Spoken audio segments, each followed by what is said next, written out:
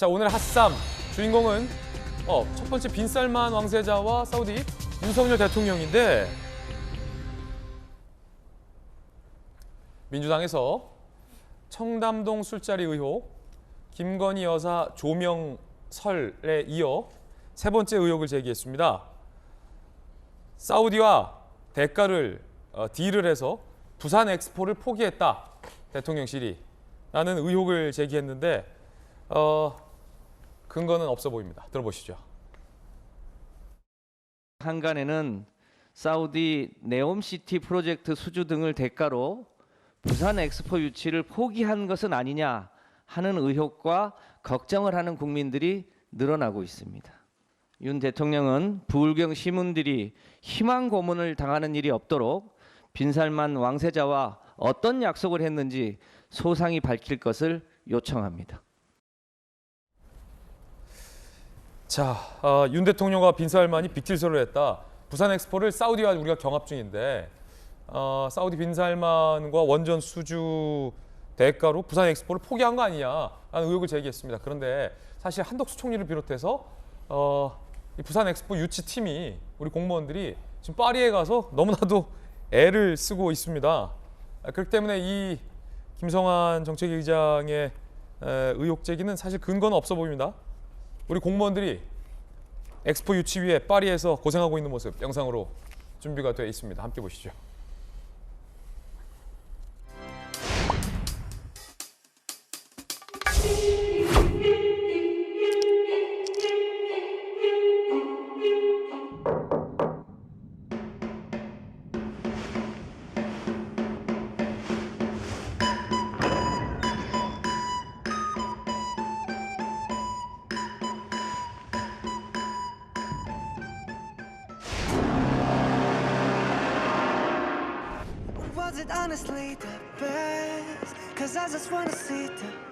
제 손에는 지금 영상 속에서 등장했던 한 장의 초대장이 있습니다. It's great to meet you all again today, especially with my younger friends who have given me this invitation to Project Coexistence. It looked exciting when BTS received it, but when I have one in my hands, I really feel the weight of responsibility for the world we are handing over to our future generations.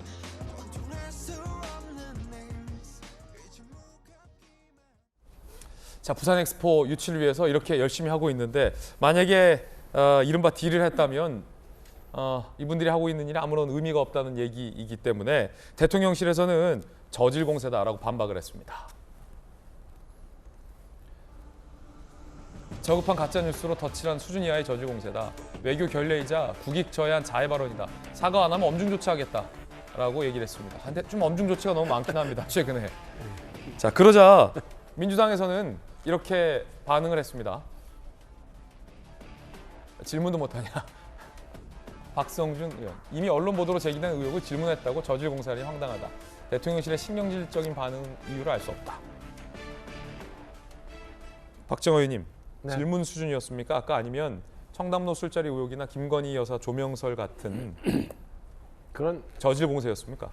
저는 뭐 그런 저질 공세라고 보여져요. 그러니까 수준이 저런 착상을 하고 그거에 대해서 공개석상에서 질문을 왜 못하냐고 박성준 대변인 얘기를 합니다만 그걸 공개적으로 질문할 정도의 수준에 대해서 굉장히 기대 이하고 아쉽다는 생각이 우선 들어요. 저런 얘기를 어떻게 할 수 있을까? 저런 상상을 할 수 있을까? 그 뭐 지금 김건희 여사 캄보디아 조명권도 있었습니다만 그리고 청담동 얘기 있었습니다만 그냥 우리 요만한 여기 지금 한반도 내에서 그러니까 세상이 어떻게 연계돼 가지고 어떻게 움직이고 있고 그 사이에서 우리는 어떤 역할들이 벌어지면서 대한민국이 존재하면서 살아가는지에 대해서는 한 번도 생각 안 하고 옛날 언제 구한말처럼 한반도 내에서만 국민들 백성들 그냥 어떻게 현혹해서 얘기해서 끌고 나가서 이 안에서만 권력 쥐고 있으면 모두 다 되는 것처럼 우리나라가 이렇게 가다가 그냥 저 최빈국이 되든 말든 이 안에서만 그냥 국민들한테 어떻게든 현혹해가지고 그냥 지지받아갖고 가면 되는 것처럼 이 뉴스 저 뉴스 막 그냥 말도 안 되는 거짓 뉴스 막 집어던져서 국민들 헷갈리게 하고 자기네 팬덤들한테 박수 받는 그런 수준의 질문이고 그런 수준의 공세라 저는 참 안타깝고요. 뭐 더 이상 얘기하고 말고 할 것도 없을 것 같아요. 세상에 누가 저걸 가지고 빅딜을 했다고 얘기를 하면 믿겠어요. 저런 얘기를 하고 그걸 또 옹호하는 대변인도 그렇고 참 힘들겠다라는 생각이 듭니다. 김소영 교수님, 이 빅딜설을 제기하면 야당에서 물어보는 수준이라고 말씀하시지만 고생하고 있는 유치하기 위해서 정말 목숨 걸고 고생하고 있는 우리 공무원들 그래 노력은 그럼 뭐가 되는 건가라는 생각도 한 번쯤은 해봤으면 좋지 않을까. 뭐 단순히 그냥 뭐 물어볼 수는 있는데 만약에 빅딜이 있었다면은 속된 말로 지금 파리에서 고생하고 있는 공무원들은 한마디로 삽질을 하고 있는 거죠. 아무 효용도 없이 이미 다 정해진 것을 모른 채로 말도 안 되는 얘기고 사실 지금 이렇게 아님 말고식으로 물어보지도 못해라는 식의 질문들이 민주당에서 너무 많이 나와요. 좀 지겹습니다. 좀 그리고 이제 이런 거에 대해서 뭐 정부라던가 그 말로 피해를 입은 사람들이 뭐 법적 조치를 하거나 엄중 경고를 하거나 하면은 여의도 문법을 모른다. 여의도에서는 원래 정치권에선 이런 질문을 던지고 또 그거에 대해서 대답하고 하면서 가는 게 여의도 문법이라는 식으로 얘기하는데 아 정치 경험 없어서 그래. 뭐 이런 뭘 얘기. 몰라서 그런다. 그게 여의도 문법이면은 여의도 문법 바꿔야 돼요. 잘못된 거예요. 그런 문법은. 여의도 문법은 어디 가면 바꿔주나요? 도대체 여의도 문법이 어떻게 잘못 시작됐길래 모두가 그런 식의 일을 하면서 아 우리 동네 문법은 이런 거야라는 게 그게 한국 정치의 현주소라면은 국회의원들 정치인들 진짜 반성해야 되는 거고요. 또 생각하면 좀 이런 거예요. 그러니까 자꾸 왜 이렇게 엄중 경고하고 그냥 넘어갈 수 있는 것들을 꼬투리 잡냐라고 민주당 쪽에서는 이야기하지만 그 깨진 유리창 이론 아시잖아요.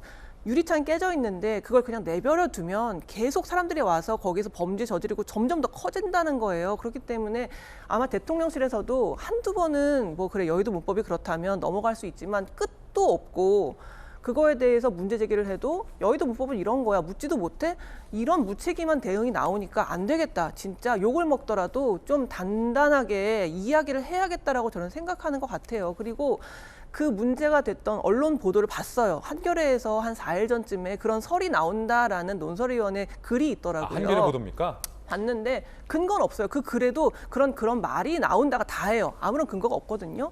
그럼 그거를 그대로 갖고 와서 언론에서 나왔기 때문에 우리도 물어본 거라고 할 거면 기자하지 못하러 정치인 합니까?